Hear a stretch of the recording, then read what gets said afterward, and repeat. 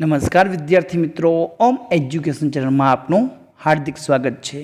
આજે આપણે આ વિડીયોમાં ધોરણ 6 વિષય 9 ગુજરાતીનું પાઠ્યપુસ્તક જે અમલમાં આવેલ છે એમાં કાવ્ય નંબર 5 જય જય ગરવી ગુજરાત, આ કાવ્યનો આપણે સ્વાધ્યાયનું પ્રશ્નોનું સંપૂર્ણ સોલ્યુશન કરવાનું છે। વિદ્યાર્થી મિત્રો, સરસ મજાની કાવ્યો આપેલી છે। આ કાવ્યમાં ગુજરાતના ગૌરવ ગીતની વાત કરવામાં આવી છે, જે નર્મદનો ગુજરાત માટેનો જે પ્રેમ છે એની દરેક કડીમાં એની ઝાંખી જોવા મળે છે।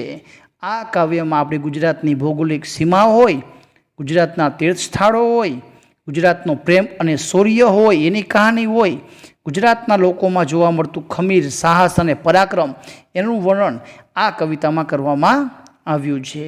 નદીઓનું પણ વર્ણન આ યાદ કરીને ગુજરાતના ઉજળા ભવિષ્યનો અણસાર આપ્યો છે। તો આવી સરસ મજાની કવિતા જય જય ગરવી ગુજરાત। વિદ્યાર્થી મિત્રો, આ કવિતા તમે મૌખિક તૈયારી કરી લેજો। આપણે એના પ્રશ્નો અને સ્વાધ્યાયનું સંપૂર્ણ સોલ્યુશન કરશું। ભાગ નંબર 2માં આપણે કાવ્યની સમજૂતી અને પ્રશ્નોનું સોલ્યુશન આપણે મેળવશું। અહીં આપેલા તમને શબ્દાર્થ છે, એ શબ્દાર્થની તૈયારી કરી લેજો, જેથી કરીને કાવ્યનો ભાવાર્થ છે એ સમજવામાં આપણને ઉપયોગી થાય। એના પછી આવે છે વાતચીત, એટલે કે તમારા મૌખિક પ્રશ્નોના જવાબ તમારે અહીં આપવાના છે। તો વિદ્યાર્થી મિત્રો, આ પ્રશ્નના જવાબનું સોલ્યુશન આપણે ભાગ નંબર 2માં કરશું। પ્રશ્ન નંબર 2થી શરૂઆત કરીએ।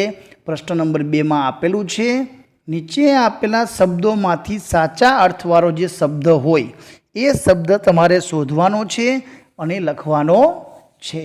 તો અહીં સમાર્થી શબ્દ જોવા જઈએ તો ગરવી એટલે કે ગૌરવશાળી, નિજ એટલે કે પોતાનું, અરુણું એટલે કે લાલ રંગનું, સંતતિ એટલે સંતાન, કસુંબી એટલે કેસરી, રક્ષા એટલે કે રખેવાળી। તો વિદ્યાર્થી મિત્રો, તમે પણ તમારા પાઠ્યપુસ્તકમાં આ શબ્દોના સાચા અર્થવાળા શબ્દ છે એની નોંધ કરતા જજો, જેથી કરીને બીજી વખત વાંચનમાં તમને ઉપયોગી થાય। પ્રશ્ન નંબર 3માં આપેલા છે જોડકા જોડો।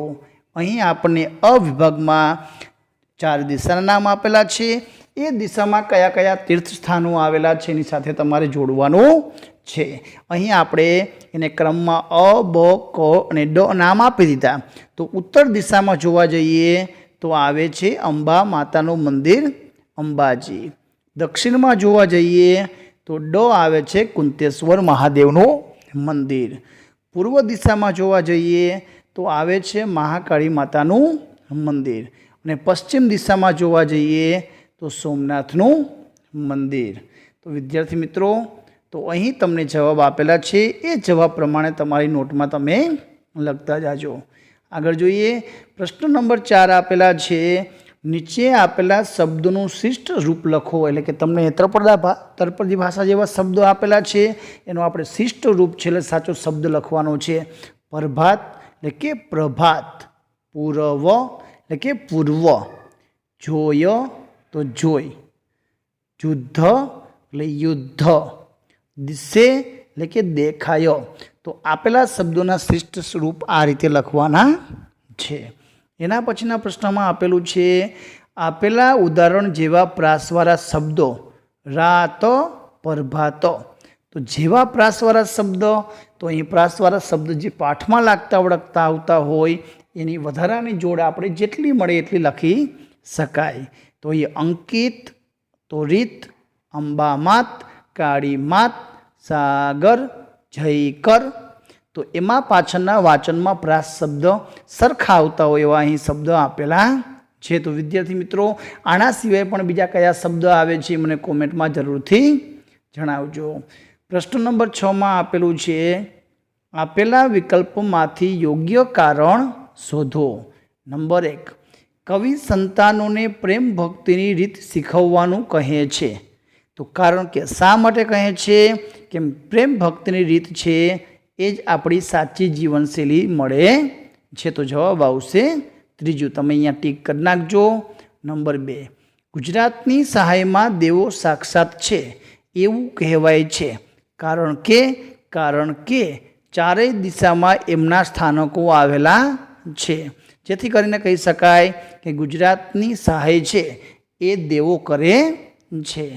આગળ જોઈએ, ત્રીજું વાક્ય આપેલું છે, સાગર માટે રત્નાકર શબ્દ પ્રયોજાયો છે, કારણ કે રત્નાકર તો સાગરના પેટાળમાં અનેક કિંમતી રત્નો છે, એ રત્નો મળે છે એટલા માટે સાગરને રત્નાકર પણ કહેવામાં આવે છે. તો બીજો જવાબ છે એ ટીક કરવાનો છે. નંબર 4, આ કાર્યમાં રાત વીતી ગઈ એવું કહ્યું છે, કારણ કે તો ગુજરાત હવે પ્રગતિના માર્ગે છે એવું કહી શકાય, કેમ કે પ્રગતિના માર્ગે લઈ આવવા માટે ઘણો સમય વીતી ગયો છે, એટલે ઘણી બધી રાત પણ વીતી ગઈ છે કે જ્યારે હવે ગુજરાત પ્રગતિ કરી રહ્યું છે. આગળ છે પ્રશ્ન નંબર 7. પ્રશ્નોના જવાબ લખો. વિદ્યાર્થી મિત્રો, કાવ્યની સમજૂતી અને પ્રશ્નના જવાબનું સોલ્યુશન આપણે ભાગ નંબર 2માં કરવાનું છે. જો તમે નવા હોય તો ચેનલને સબસ્ક્રાઈબ કરવાનું ભૂલતા નહીં, જેથી કરીને નવા વિડીયો તમને ઝડપથી મળી શકે. વિદ્યાર્થી મિત્રો, કાવ્ય પંક્તિ સમજાવો. તે રંગ થકી પણ અધિક સરસ રંગ થશે, સત્વરે માત, શુભ શકુન દિશે મધ્યાહન શોભશે, વીતી ગઈ છે રાત. તો આ પંક્તિ દ્વારા આપણને સમજાવવા માગે છે, હે માં ગુર્જરી, અત્યારે છે તેનાથી પણ વધુ સારી કીર્તિ નજીકના ભવિષ્યમાં પ્રાપ્ત થશે. ખરાબ સમય વીતી ગયો છે, સારો સમય આવવાના કલ્યાણકારી શુભ સંકેત પ્રાપ્ત થઈ રહ્યા છે. તો આવો ભાવાર્થ છે એ આ કાવ્ય પંક્તિમાં જોવા મળે છે. આગળ જોઈએ પ્રશ્ન નંબર 9. પ્રશ્ન નંબર 9માં આપેલું છે કે ઉદાહરણ મુજબ નીચે આપેલા 2 શબ્દોનો એક વાક્યમાં પ્રયોગ કરો. કમ્પ્યુટર ને વેદવ્યાસ. તો એના આધારે બને છે, કમ્પ્યુટરમાંથી વેદવ્યાસનો ફોટો જડ્યો. ફ્રીજ અને ચંપલ. તો અમે નવું ફ્રીજ લેવા ગયા ત્યારે બાજુની દુકાનમાંથી ચંપલ લેતા આવ્યા. વિદ્યાર્થી મિત્રો, અહીં આપેલા છે એના કરતાં પણ બીજા વાક્ય તમે બનાવી શકો છો. ચા અને જીરાફ. તો હું ચા પીતા પીતા ડિસ્કવરી ચેનલ પર જીરાફ જોઈ રહ્યો હતો. નંબર 3, ફોન અને કાગળ. તો હું ફોન પર મારી બેનને કાગળનું લખાણ વાંચી સંભળાવતો હતો. ખીલી અને પાતાળ. હું દિવાલ પર ખીલી લગાવતો હતો ત્યારે ટીવીમાં પાતાળ રાજા બલિની વાર્તા આવતી હતી. કાચ અને પપ્પા. મારા પપ્પા દર રવિવારે બારીના કાચ સાફ કરવામાં મમ્મીને મદદ કરે છે. મેં કાચ તોડ્યો તો પપ્પા મને ખીજાયા. તો આવા પણ તમે વાક્ય જે બનતા હોય એ તમે બનાવી શકો છો. તો વિદ્યાર્થી મિત્રો, આ હતું ધોરણ 6 કાવ્ય નંબર 5 જય જય ગરવી ગુજરાત, તેનું સંપૂર્ણ અભ્યાસનું સ્વાધ્યાયનું સોલ્યુશન. કાવ્ય પંક્તિ અને પ્રશ્નનું સોલ્યુશન આપણે ભાગ નંબર 2માં કરશું.